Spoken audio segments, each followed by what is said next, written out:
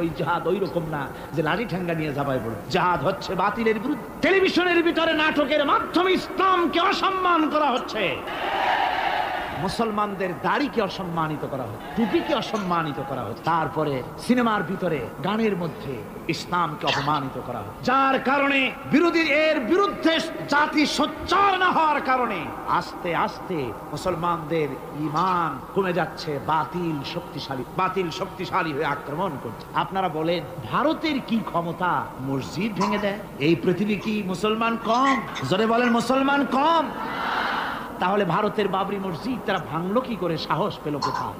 সাহস পেয়েছে আমরা আমাদের ঐক্য বিনষ্ট করি, আমাদের ঐক্য ভেঙে ফেলেছি। আমরা একজন আর একজনকে গালি দেই, মুসলমান না বলে গালি দেওয়া হয়। পরস্পরের মহব্বত নাই, স্বীকৃতি নাই, শ্রদ্ধা নাই, ঐক্যবদ্ধভাবে আমরা নাই।